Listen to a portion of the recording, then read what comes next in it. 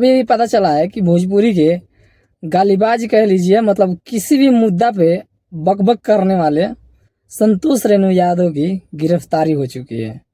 मतलब भोजपुरी के लिए सबसे अच्छा और बढ़िया मतलब न्यूज़ है कि संतोष रेणु यादव जो भोजपुरी में एकदम गंदगी फैलाकर किसी भी महिला को, किसी भी पुरुष को, किसी भी जात को मतलब उस तरीके से लथेड़ता था कि मतलब किसी को कुछ। और इसमें 2 लोगों की गिरफ्तारी हुई है, जिसमें एक का नाम है संतोष कुमार उर्फ संतोष रेणु यादव। और कोई कुछ नहीं करता था ना, तब भी संतोष रेणु यादव का बयान आता था कि ये आदमी गलत है, ये आदमी ये किया है, ये आदमी वो किया। चाहे वो भोजपुरी का कोई भी स्टार हो, लेकिन किसी को नहीं छोड़ता था। मोहन सिंह हो, मनोज तिवारी हो, रवि किशन हो, दिनेश लाल यादव निरहुआ हो, मतलब किसी को ये किसी से इनका नहीं पड़ता था।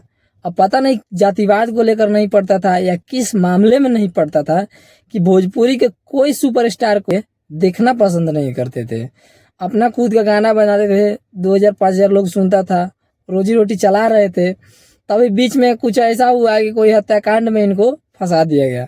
अब वो कौन सा मामला है हम तो नहीं जानते हैं, लेकिन इतना जरूर जानते हैं कि ये किसी मतलब नेता को धमकाए हैं फोन करके, और उस नेता को धमकाए हैं, और उसी धमकाने के वजह से इनको आज पुलिस ने गिरफ्तार कर लिया है।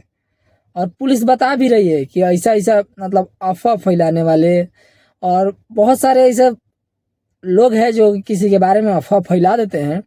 अगर आप किसी के बारे में अफवाह फैला रहे हैं तो सोशल मीडिया के माध्यम से पुलिस या बिहार सरकार देख रही है जहाँ कौन कौन क्या कर रहा है, और उसी हिसाब से आपके ऊपर कार्रवाई किया जाएगा। जैसे ही आप कुछ बोलेंगे, आप किसी के बारे में अफवाह फैलाएंगे, तो सरकार की ओर से कानूनी कार्रवाई हो सकता है।